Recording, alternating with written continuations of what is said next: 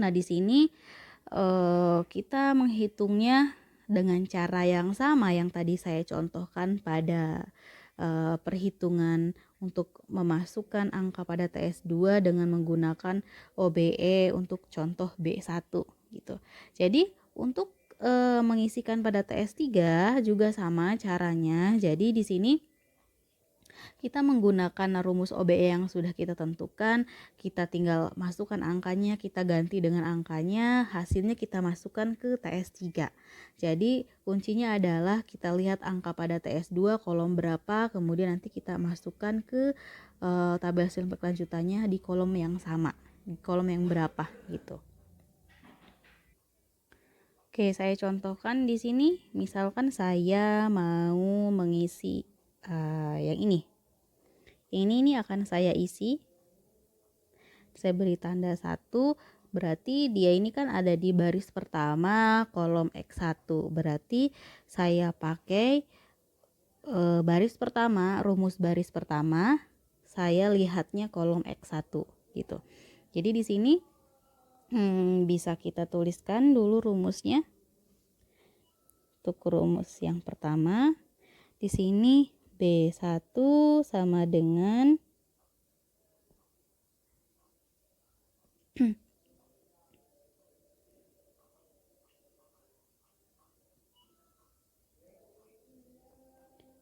B1 sama dengan B1 min 2 ditambah 2M B3.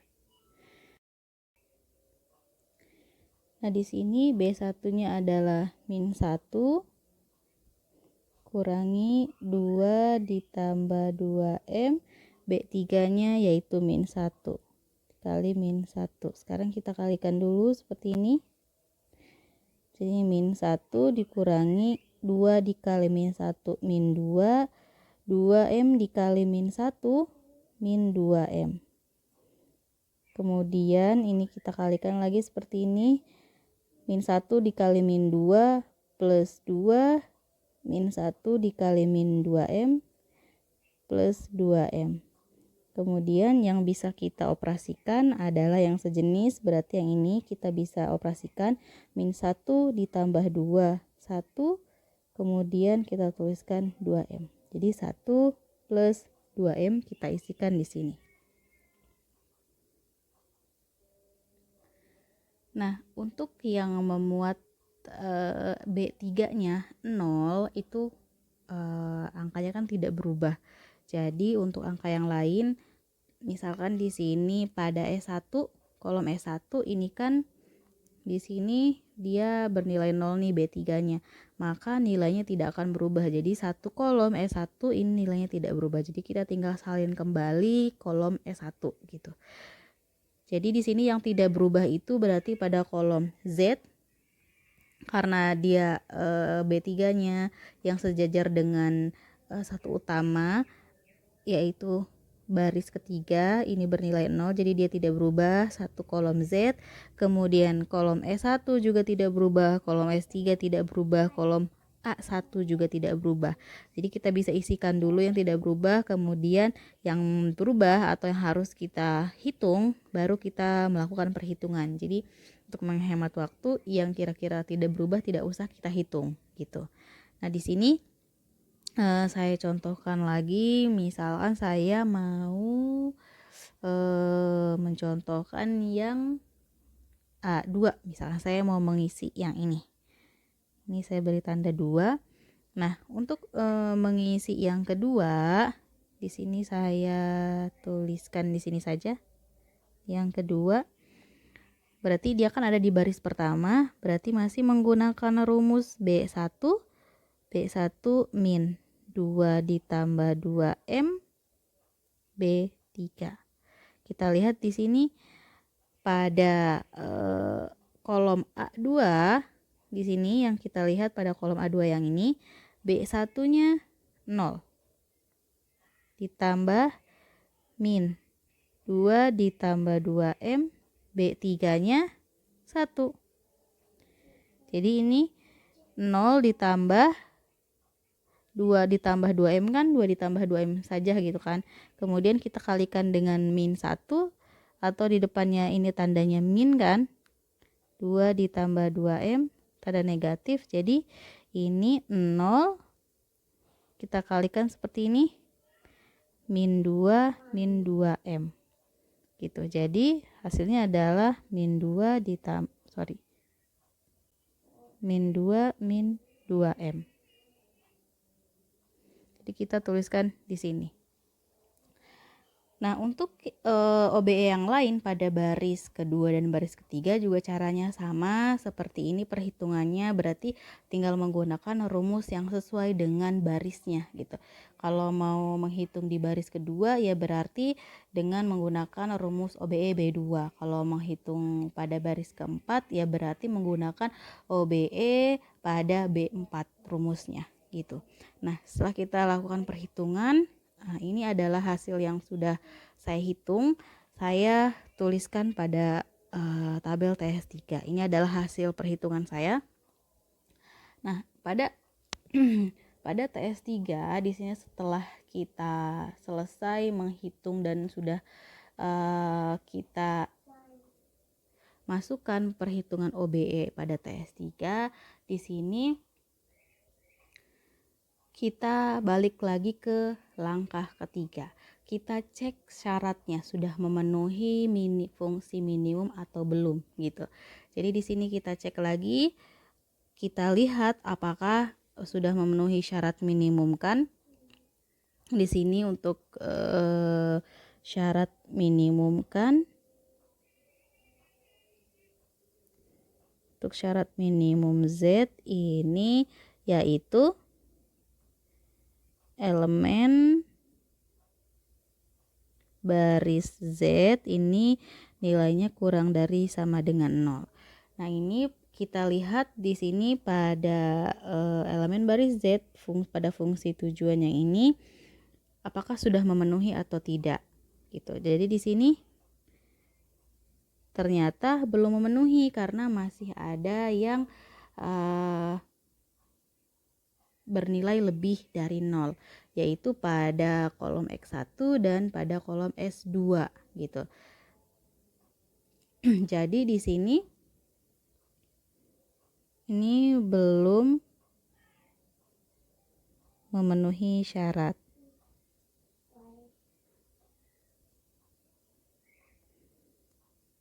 Saya tulisnya seperti ini saja. Ini kesimpulannya adalah TS3 tabelnya ini belum memenuhi syarat karena masih ada yang lebih dari 0. Nah, di sini artinya bahwa fungsi tujuannya belum optimal. Ini artinya fungsi tujuannya belum optimal atau belum minimum. Nah, sekarang kita lihat atau kita cari yang namanya kolom pivot gitu. Jadi langkah selanjutnya adalah mencari pivot elemen dengan mencari kolom pivot. Caranya sama, kita cari nilai elemen Z yang paling besar. Di sini kita lihat yang paling besar ini adalah yang ini. Karena dia memuat 2M. M ini misalkan kita taksir angkanya sangat besar, misalkan sangat besar sekali, kita kalikan dengan 2 berarti kan 2 kali lipatnya dari si nilai M yang S2 gitu kan. Maka ditambah dengan angka berapapun karena million di sini M-nya lebih 2 kali lipat, maka dia yang lebih besar daripada dengan yang S2, kolom S2 yang ini. Jadi di sini nilai yang paling besar adalah yang termuat di kolom X1. Jadi di sini bisa kita katakan bahwa X1 ini adalah kolom PE atau kolom pivot. Jadi di sini X1 ini adalah kolom pivot.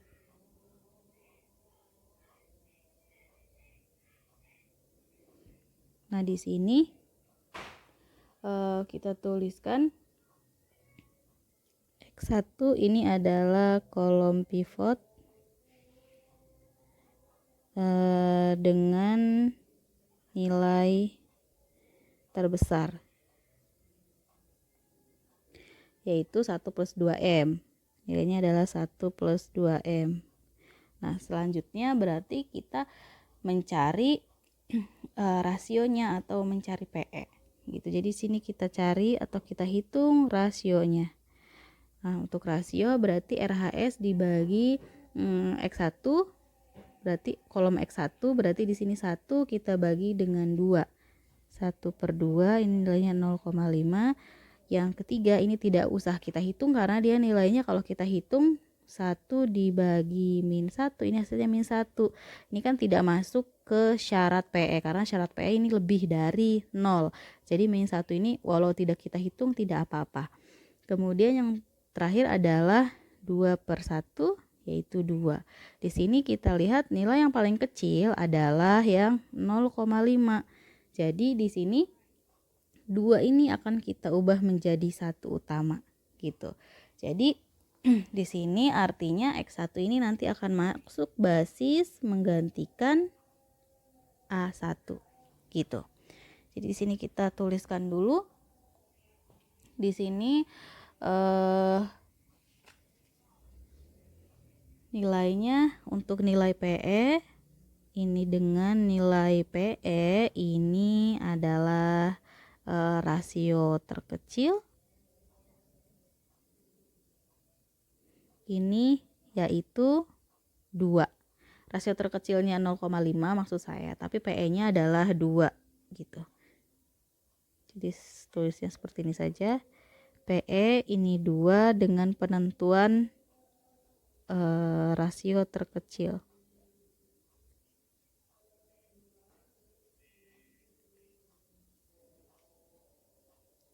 Tapi dia punya syarat harus lebih dari 0. Jadi di sini artinya X1 harus masuk basis menggantikan A1 gitu.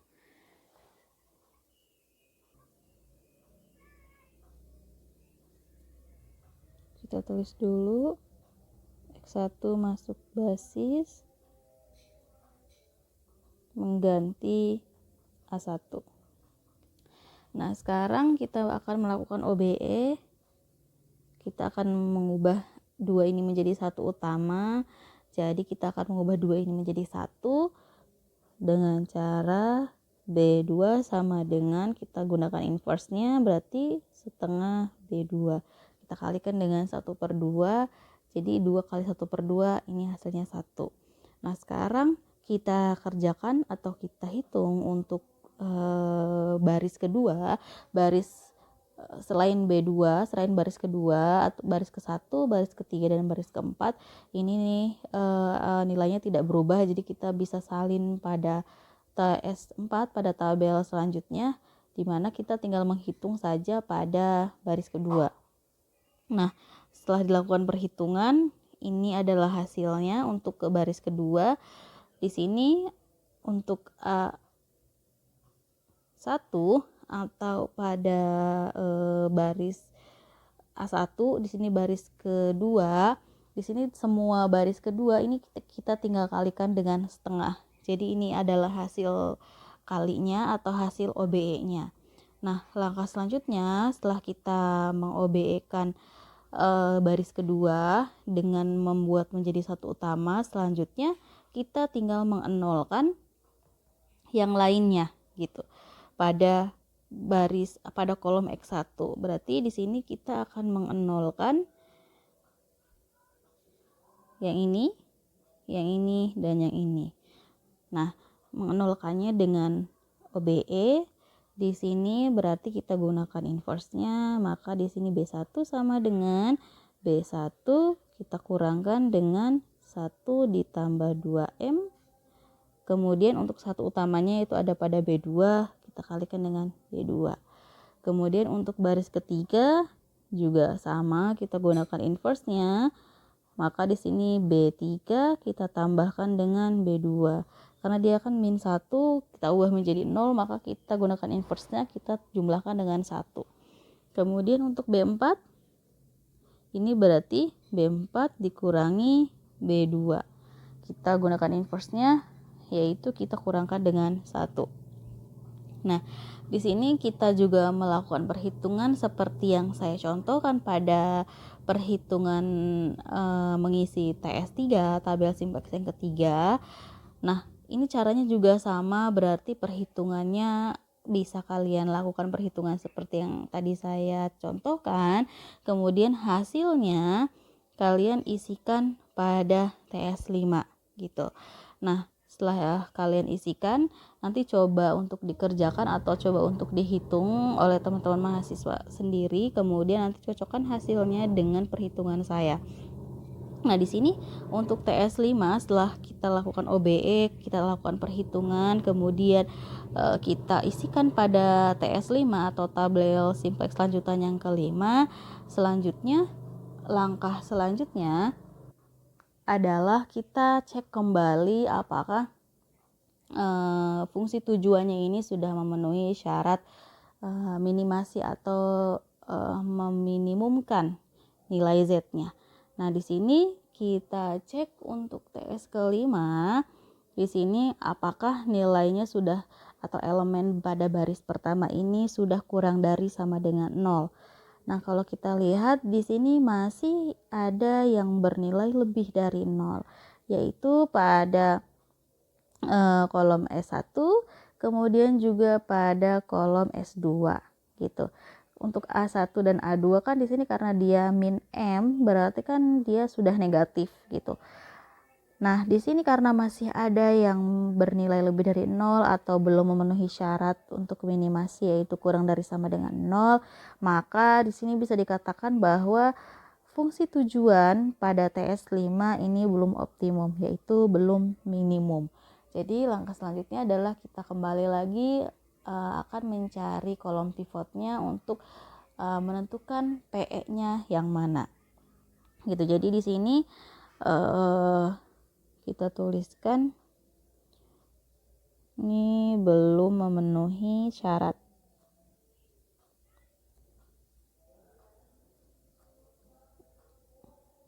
Minimasi, yaitu di sini elemen baris Z ini harus kurang dari sama dengan 0. Ini kan masih ada yang belum memenuhi, jadi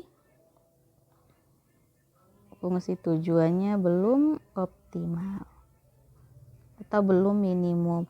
Maka ini harus kita cari atau kita lanjutkan ke langkah selanjutnya, yaitu kita akan mencari PE. Ini sekarang kita cari nilai yang terbesar. Di sini untuk PE langkahnya sama, kembali lagi kita cari nilai yang terbesar. Di sini nilai yang terbesar adalah 3/2. Karena kan dia lebih besar dari 1/2 ya. Jadi di sini kolom pivot itu adanya di kolom S2. Ini adalah kolom pivot. Nah, kemudian di sini untuk kolom pivot S2, sekarang kita untuk mencari PE-nya kita menghitung rasionya. Di sini berarti kita hitung yang pertama adalah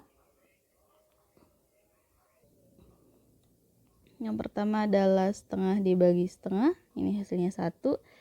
Yang ini tidak perlu dihitung karena dia kan ini nilainya negatif, jadi dia tidak memenuhi syarat PE lebih dari 0. Yang terakhir adalah 3/2 dibagi 1/2. Ini hasilnya adalah 6/2, yaitu 3. Nah, di sini bisa kita lihat nilai yang paling kecil adalah 1. Jadi di sini PE-nya ini berarti sebaris dengan 1, yaitu setengah. Nah, setengah ini akan kita jadikan 1 utama. Nah, di sini artinya nanti S2 ini akan masuk basis menggantikan A1. Jadi di sini kita tuliskan dulu untuk kolom pivot. Ini kolom pivot ini adalah elemen Z terbesar yang kita dapatkan yaitu 3/2. Jadi di sini kolom pivotnya yaitu ada pada kolom S2. Kemudian untuk menentukan rasionya, untuk menentukan PE-nya, PE ini adalah rasio terkecil gitu ya. Jadi di sini PE-nya adalah setengah dengan penentuan rasio terkecil yang lebih dari 0. Gitu. Di sini artinya S2 ini akan masuk basis menggantikan A1. Jadi nanti pada tabel selanjutnya tidak ada A1, tapi ini akan diganti dengan S2. Oh sorry, harusnya ini bukan A1 ya. Harusnya dari awal dia sudah berubah. Oke, kita ulang lagi. Oke, sorry ya. Kita ulang lagi di sini. Nah, mulai dari sini. Di sini kan X2 ini masuk basis menggantikan A2. Berarti A2 ini digantikan oleh X2. Ini sudah betul ya. Kemudian yang selanjutnya di sini X1 masuk basis mengganti A1. Nah, ini sudah betul, tidak ada A1, dia X1. Selanjutnya yang ini, nah ternyata yang ini yang salah. Saya tuliskan dulu ini. Tadi kan X2, yang ini X1. Nah, di sini S2 ini masuk basis menggantikan A1. Nah, tadi kan di sini sudah diganti ya. Untuk yang atas ini X2, yang ini X1. Di mana S2 masuk basis menggantikan X1. Jadi di sini di TS ke 6 ini berubah menjadi S2 gitu. Nah, sekarang berarti kita tinggal meng-OBE-kan satu utamanya. Di sini kita akan meng-OBE-kan satu utama dengan menggunakan inverse-nya. Berarti B2 ini sama dengan 2B2. Kita kalikan setengah dengan 2, maka dia akan menghasilkan 1. Jadi pada elemen baris B2, ini satu baris pada B2, ini semuanya harus kita kalikan dengan 2. Nah, hasilnya kita isikan pada TS 6. Kemudian untuk baris pertama, baris ketiga, dan baris keempat nilainya tetap sama. Jadi dia belum berubah gitu. Nah, selanjutnya ini kan sudah menjadi satu utama nih. Berarti yang lainnya, elemen pada kolom S2 yang lainnya ini kita ubah menjadi 0. Kita OBE-kan lagi. Berarti ini untuk B1 kita gunakan inverse-nya, maka dia akan menjadi 0 jika kita kurangkan dengan 3/2 lagi gitu. Kemudian untuk B3 akan berubah menjadi 0, minus setengah ini akan berubah menjadi 0 jika kita tambahkan dengan setengah.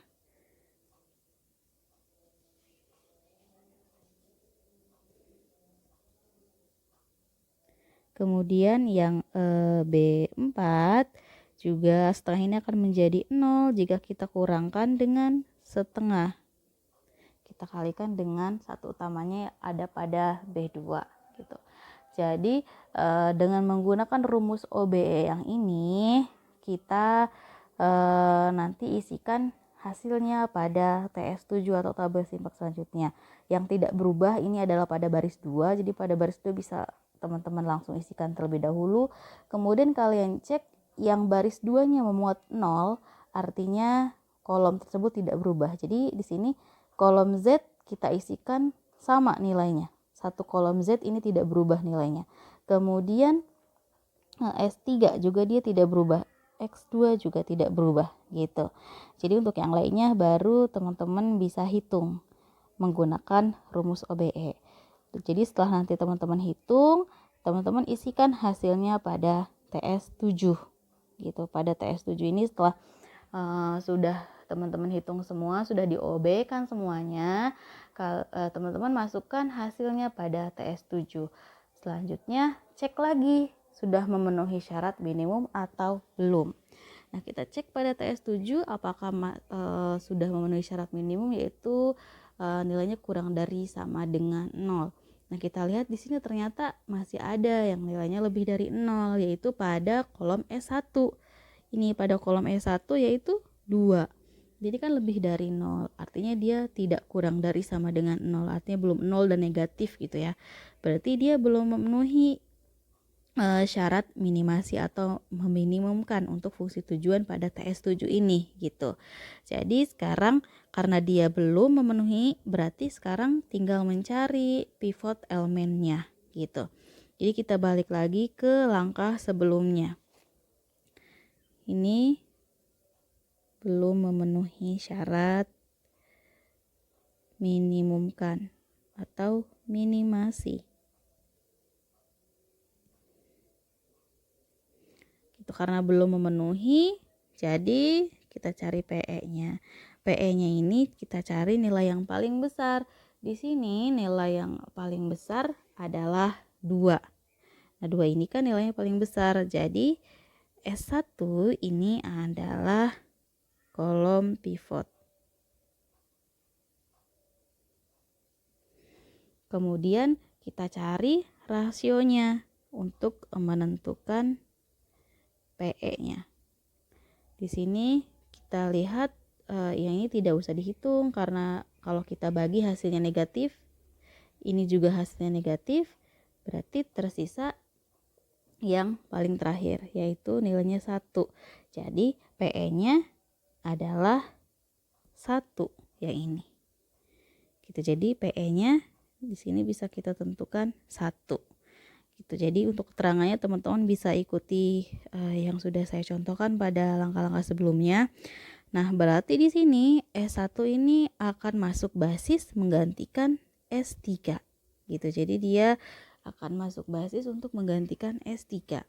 Nah, sekarang karena dia sudah menjadi satu utama, maka kita tinggal mengenolkan elemen lain pada kolom pivot S1. Jadi ini kita akan ubah menjadi 0, ini juga akan menjadi 0, dan ini juga menjadi 0 dengan menggunakan OBE.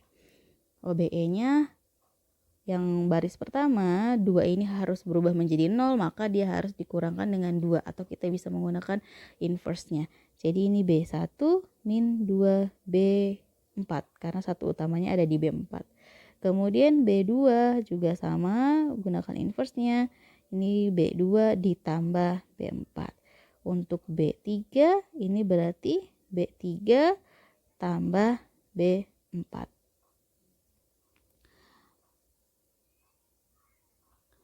Nah, selanjutnya teman-teman hitung OBE-nya, kemudian hasilnya isikan pada tabel simplex 8. Nah, setelah diisikan, kita cek untuk syarat minimum kan atau minimasinya sudah terpenuhi atau belum. Nah, sekarang kita cek di sini. Ternyata di sini sudah memenuhi, di mana di sini nilai-nilainya tidak ada yang bernilai positif gitu, atau semuanya sudah kurang dari sama dengan 0 gitu. Jadi kita tuliskan di sini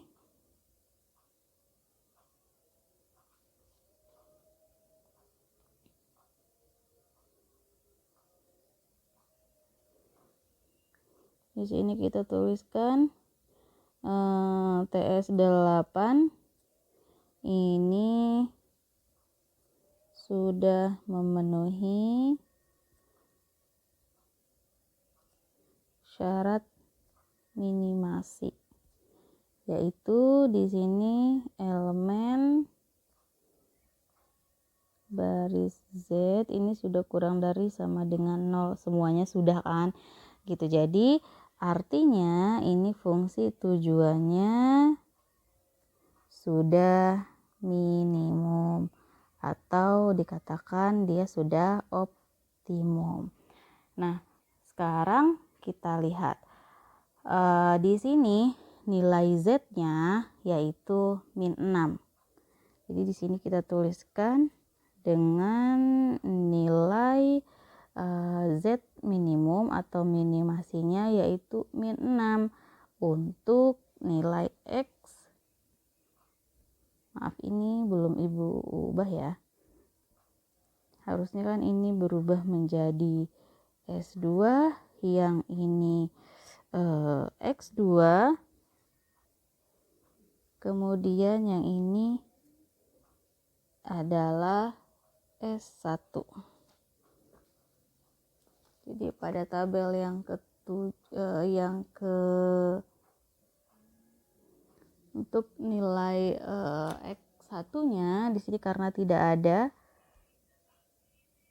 di sini kan pada VB ini tidak ada X1, jadi X1-nya 0, kemudian X2-nya di sini kita dapatkan nilainya adalah 3.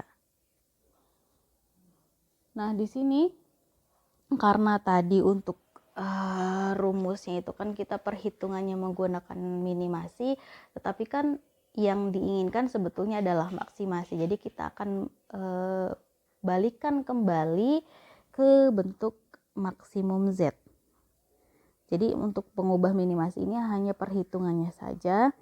Jadi di sini untuk merubah ke maksimum kan atau maksimum Z, ini adalah minimum Z. Maka di sini min 6. Hasilnya adalah 6. Jadi di sini nilai penyelesaiannya dengan nilai maksimum Z adalah positif 6. Gitu. Jadi di sini yang kita dapat Z maksimumnya ini 6, kemudian X1-nya 0, X2-nya 3.